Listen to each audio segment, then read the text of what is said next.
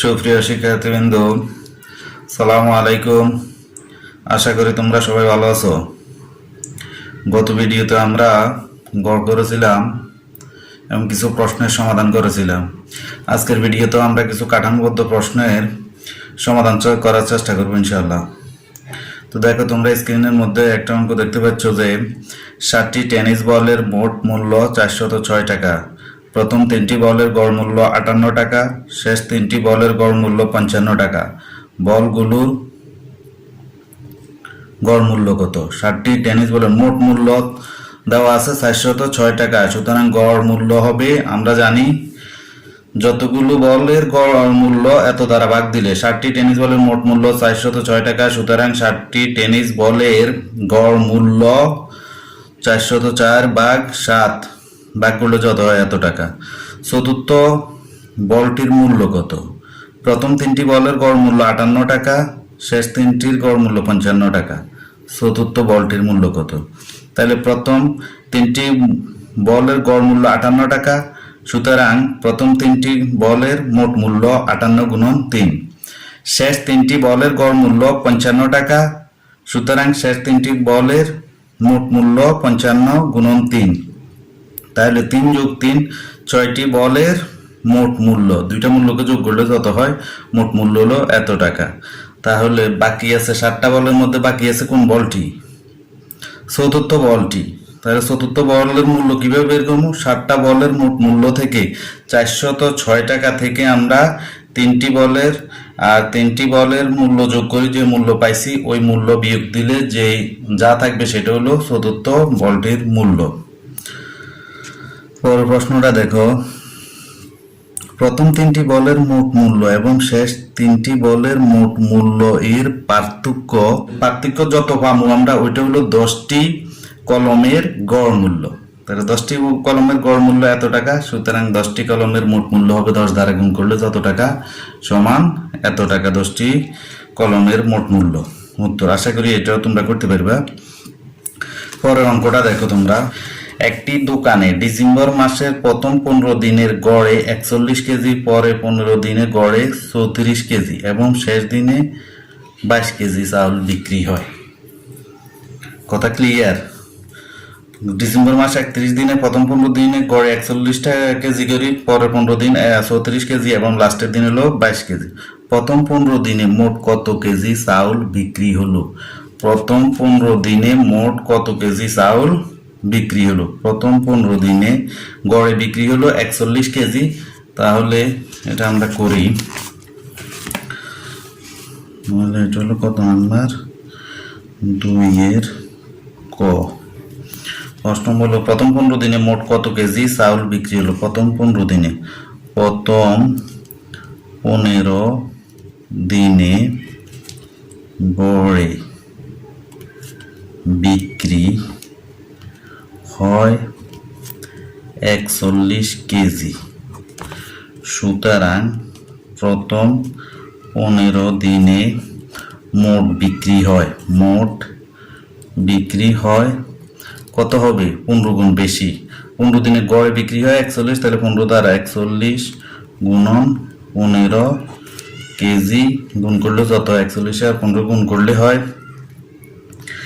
41 গুণন 15, 15 কে 15, 5 4 15, 60 61, 615 কেজি। প্রশ্ন আমাদেরকে বললো প্রথম 15 দিনে মোট কত কেজি চাল বিক্রি হয়। প্রথম 15 দিনে কত কেজি চাল বিক্রি হয়? 615 কেজি। ওই মাসে মোট কত কেজি চাউল বিক্রি হয়? ওই মাসে, পুরো মাসে কত কেজি, এটা বের করার জন্য ওই মাসে কত কেজি চাউল বিক্রি হয়। প্রথম 15 দিনেরটা আমরা জানি, খ নাম্বার। দ্বিতীয় 15 দিনেরটা জানি না, গড়ে হয় 34 কেজি উল্লেখ আছে, লাস্টের দিন হলো 22 কেজি। তাহলে প্রথম 15 দিনে মোট বিক্রি হয়, প্রথম 15, ক হতে পাই, সুন্দর হয়, ক হতে পাই, প্রথম 15 দিনে মোট বিক্রি হয় কত কেজি? 615 কেজি। পরের লাইনে কি লিখবো? দ্বিতীয় 15 দিন বা পরের 15 দিনে গড়ে বিক্রি হয়। পরের 15 দিনে গড়ে বিক্রি হয়। গড়ে বিক্রি হয় কত কেজি? গড়ে 31 কেজি না 34 কেজি। গড়ে 15 দিনে বিক্রি গড়ে 34 কেজি এবং শেষে 22 কেজি। গড়ে 34 কেজি। সুতরাং পরের 15 দিনে মোট বিক্রি হয় কত কেজি? কি করবো? বিক্রি হয় 34-এর সাথে গুণন 15 কেজি সমান সমান 36 আর 15 গুণ করলে যত হয় তত কেজি। 34 গুণন 15 4 15 60-এর 0 6 3 15 45 6 510 কেজি। 510 কেজি। তাহলে আমরা পাইলাম ওই মাসে মোট কত কেজি চাল বিক্রি হয়। এবার বাইর করতে পারবো নিশ্চয়ই, যে প্রথম 15 দিনে। সুতরাং ওই মাসে মোট বিক্রি হয় 15 দিনে হলো এত কেজি। 15 দিনে 510 কেজি আর লাস্টের দিন হলো 22 কেজি। সুতরাং ওই মাসে মোট চাউল বিক্রি হয় মোট চাউল বিক্রি হয় 615 যোগ 510 যোগ লাস্টের দিন হলো 22 কেজি।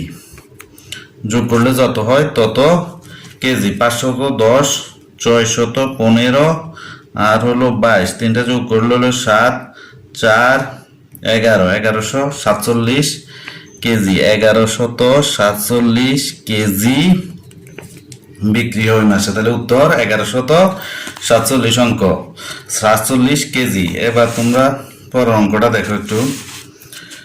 শেষ দিনে 53 কেজি চাউল বিক্রি হলে ওই মাসে দৈনিক গড়ে কত কেজি চাউল বিক্রি হয়? কি করতে হবে?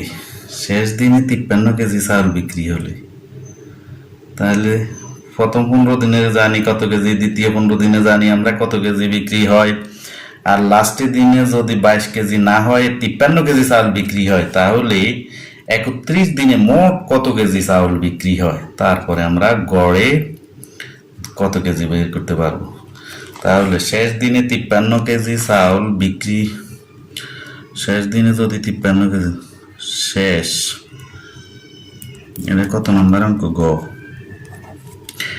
শেষ দিনে যদি 53 কেজি চাউল বিক্রি হয় তাহলে কি? তাহলে ওই মাসে চাউল বিক্রি হবে, তাহলে ওই মাসে চাউল বিক্রি হবে কত কেজি? 53 কেজি যদি বিক্রি হয় তাহলে ওই মাসে চাউল বিক্রি হবে আমাদের 615 যোগ 510 যোগ আর আছে 53 কেজি, এত কেজি যোগ করলে যত হয় তত কেজি। 615 510 615 510 510 আর হলো 53 যোগ করলে কত হয়?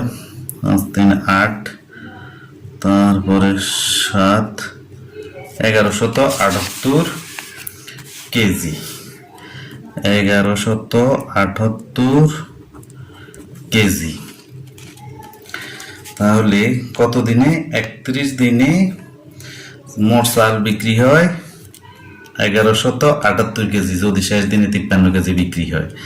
সুতরাং 31 দিনে মোট চাউল বিক্রি হয় কত কেজি? 1178 কেজি। সুতরাং 31 দিনে গড়ে চাউল বিক্রি হয় বেশি না কম? তাহলে কি করতে হবে? গড় বের করতে হইলে 31 দ্বারা ভাগ 1178 ভাগ 1178 কে ভাগ দিব আমরা 31 কেজি 1178 কে 31 দ্বারা ভাগ দাও। 1178 কে 31 দ্বারা ভাগ 1178 কে 31 দ্বারা ভাগ দিলে হয় 31 একে 3 90 93 4 থেকে 11 থেকে 9 গেলে 2 আর হলো 8, তাহলে 3 3 90 36 180, 8 বাদ দিলে 8 একে 8 3 8 24 38 কেজি 38 কেজি। তাহলে 31 দিনে গড়ে, তাহলে ওই মাসে 31 দিন মানে ওই ডিসেম্বর মাসে গড়ে চাল ওই মাসে দৈনিক গড়ে কত কেজি চাল বিক্রি হবে? উত্তর ওই মাসে গড়ে কত কেজি? 38 কেজি চাউল বিক্রি হবে। আশা করি বিষয়টা তোমাদের নিকট ক্লিয়ার। এখন পরের অঙ্কটা তোমরা একটু দেখার চেষ্টা করো। সুপ্রিয় শিক্ষার্থীবৃন্দ, দেখো পরের অঙ্কটা দেখো। পিতা ও 3 পুত্রের বয়সের গড় 21 বছর, মাতা ও 3 পুত্রের বয়সের গড় 18 বছর। মাতার বয়স 36 বছর দেওয়া আছে। 3 পুত্রের বয়সের গড় কত? মাতা ও 3 পুত্রের বয়সের গড় 18 বছর। সুতরাং মাতা ও 3 পুত্র বা 4 জনের বয়সের সমষ্টি কি হবে? গড় হলো 18 বছর, 4 জনের বয়সের সমষ্টি হবে 4 দ্বারা গুণ দিলে যত হয় এত বছর।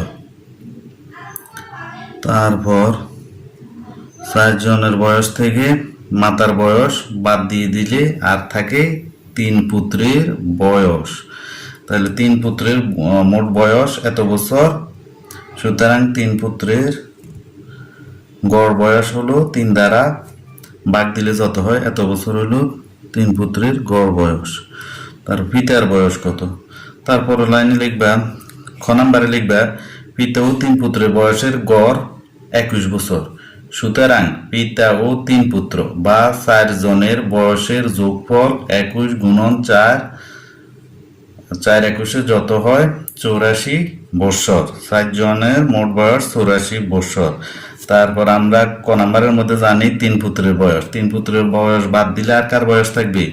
পিতার বয়স। আচ্ছা আসো এবার গ নাম্বারে। পিতা, মাতা ও 3 পুত্রের বয়সের গড় কত? পিতার বয়স জানি, মাতার বয়স জানি, 3 পুত্রের বয়স জানি। তাহলে মোট মানুষ কয়জন?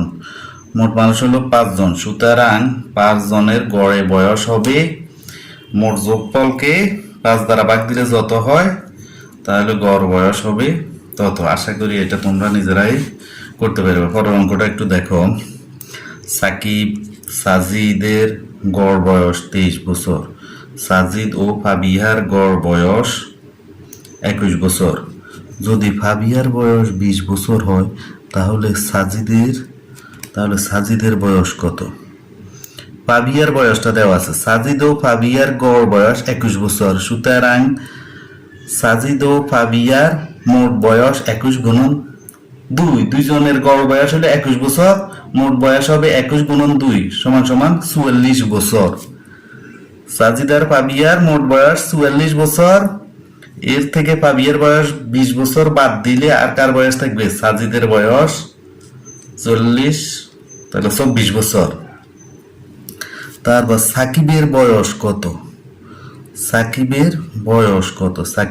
সাকিব ও সাজিদের বয়স আমরা এখন জানি। সাকিব ও সাজিদের গড় বয়স 23 বছর। সুতরাং সাকিব ও সাজিদের মোট বয়স হবে 23 গুণন 2 যত হয় তত বছর। তারপর সাজিদ ও সাকিবের মোট বয়স 23 দুগুণে 46 বছর। 46 বছর থেকে যদি আমরা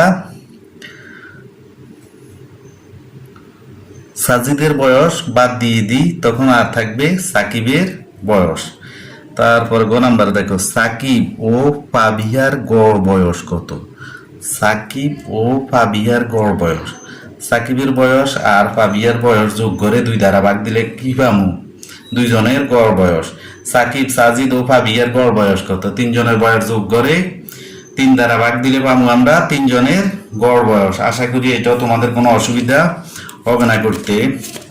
তারপরে অঙ্কটার মধ্যে যাও,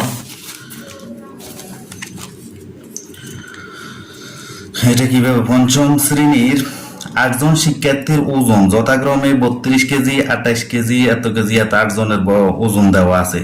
প্রথম 3 জন শিক্ষার্থীর গড় ওজন কত? বের করতে পারবা? প্রথম 3 জন শিক্ষার্থীর প্রথম 3 জন শিক্ষার্থীর গড় ওজন, তাহলে প্রথম 3 জন শিক্ষার্থীর মোট ওজন 32 যোগ 28 যোগ 30 ব্র্যাকেট দিয়ে কেজি যোগ করলে এত কেজি। সুতরাং প্রথম 3 জনের গড় বয়স 3 দ্বারা ভাগ দিলে যত হয় এত কেজি। শেষ 4 জন শিক্ষার্থীর গড় ওজন কত? একই কথা, শেষ 4 জনের মোট ওজন, শেষ 4 জনের কেজিটা 28 KG, 34 KG, 32 KG, 30 KG bracket এত কেজি। মোট শেষ 4 জনের মোট বয়স, মোট ওজন এত কেজি। সুতরাং শেষ 4 জনের গড় ওজন 4 দ্বারা ভাগ দিলে যত কেজি হয় তত কেজি। প্রথম 3 জন ও শেষ 3 জনের গড় ওজনের পার্থক্য কত? তো প্রথম 3 জন আর শেষ 3 জনের গড় ওজনের পার্থক্য, তাহলে প্রথম 3 জনের ওজন তো আমরা গড় ওজন জানি, আর শেষ 3 জনেরটা বের করে নিব। শেষ 3 জনকে যোগ করে 3 দ্বারা ভাগ দিলে যত হয়, তারপরে বিয়োগ করলে যত হয়, ওটা হলো পার্থক্য। সকল শিক্ষার্থীর গড় ওজন কত? সকল শিক্ষার্থীর ওজনকে যোগ করে যোগফলকে 8 দ্বারা ভাগ দিলে যত হয়, সকল শিক্ষার্থীর গড় ওজন হবে তত। তারপর অঙ্কটা দেখো, তোমার বাবা তোমাদের নতুন বাড়ির জন্য 1477 টাকায় 60টি বাল্ব কিনলেন। এদের মধ্যে 3টি বাল্বের গড় মূল্য 195 টাকা। বাল্বগুলোর গড় মূল্য কত? তাহলে 60টা বাল্বের মোট মূল্য হলো 1477। সুতরাং গড় মূল্য কিভাবে করবো? 60টা বাল্বের 60টি বাল্বের মোট মূল্য কত? মোট মূল্য হলো 1477 টাকা। সুতরাং 60টি বাল্বের গড় মূল্য বের করার জন্য 7 দ্বারা ভাগ 1477 ভাগ 7 টাকা ভাগ করলে যত হয়? 1477কে 7 দ্বারা ভাগ দিলে 7 দুগুণে 14, 7 7 একে 7, আবার 7 211 টাকা। এটা কি? প্রতিটা বাল্বের গড় মূল্য হলো, প্রতিটা বাল্বগুলোর গড় মূল্য কত? বাল্বগুলোর গড় মূল্য হলো 211 টাকা। এটা হলো ক নাম্বার। খ নাম্বারে বললো আমাদেরকে, খ নাম্বারটা দেখো, অপর 4টি বাল্বের গড় মূল্য কত? অপর 4টি বাল্বের,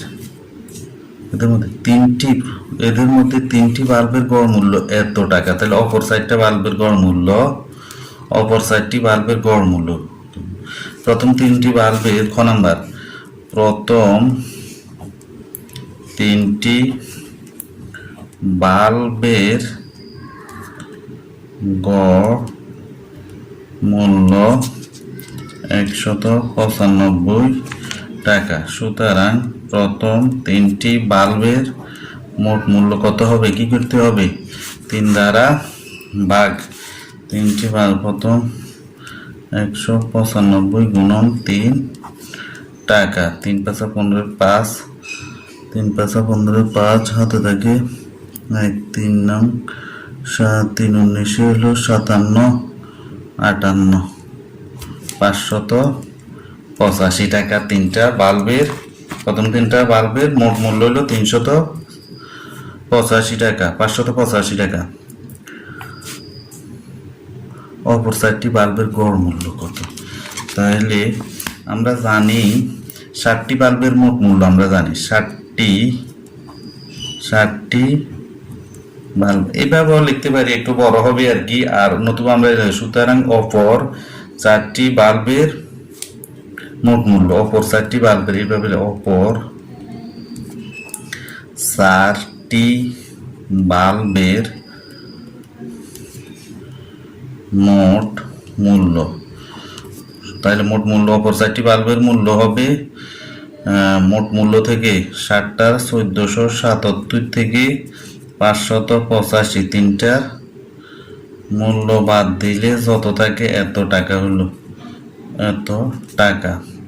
7 থেকে 5 গেলে 2, 7 থেকে 17 থেকে 8 গেলে 9, তারপরে 14 থেকে 6 গেলে 892 টাকা। তাহলে অপর 4টি বাল্বের মোট মূল্য 892 টাকা।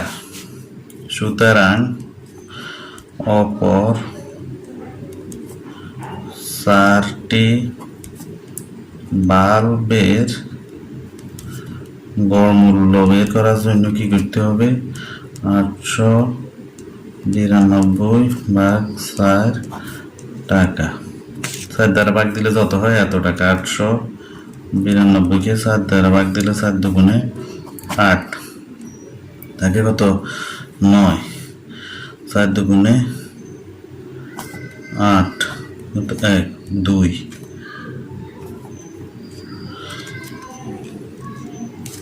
3 × 12, তাহলে 223 টাকা। 223 টাকা গড়ে। অপর 4টি বাল্বের গড় মূল্য হলো 223 টাকা। উত্তর 223 টাকা। সুপ্রিয় শিক্ষার্থীবৃন্দ, আশা করি এই সংক্রান্ত বা এই ধরনের যে কোনো অঙ্ক, গড় অঙ্ক আসে তোমরা করতে পারবে যদি এই অঙ্কগুলো তোমরা ভালোভাবে দেখো। আর আমরা আজকে কয়েকটা অঙ্ক করলাম, পরবর্তী ক্লাসে আরো কিছু কাঠামোবদ্ধ অঙ্ক নিয়ে আমরা আলোচনা করব। আর তোমরা এই অঙ্কগুলো, যে অঙ্কগুলো নিয়ে আমরা আলোচনা করছি কিন্তু করি নাই, তোমরা বাসায় এগুলো করার চেষ্টা করবা এবং ইনশাআল্লাহ তোমরা যদি চেষ্টা করো তোমরা করতে পারবা। তাহলে তোমাদের পরবর্তীতে আরো কিছু কাঠামোবদ্ধ প্রশ্ন নিয়ে আলোচনা করব, ওই অঙ্কগুলো বুঝো তোমাদের জন্য সহজ হয়ে যাবে। এবং আমি মনে করি যে তোমরা এরকম তোমাদের প্যানেল পরীক্ষার মধ্যে একটা অঙ্ক এখান থেকে আনসার করতে পারবে। একটা অঙ্ক দিতে হবে এবং তোমরা একটা অঙ্ক, 2টা অঙ্ক আসবে, 2টা অঙ্কই তোমরা পারবে আশা করি ইনশাআল্লাহ। তো পরবর্তী ভিডিও দেখার আমন্ত্রণ জানিয়ে আজকে এখানে শেষ করলাম। সবাই সুস্থ থাকো, ভালো থাকো, এই কামনায়। আল্লাহ হাফেজ।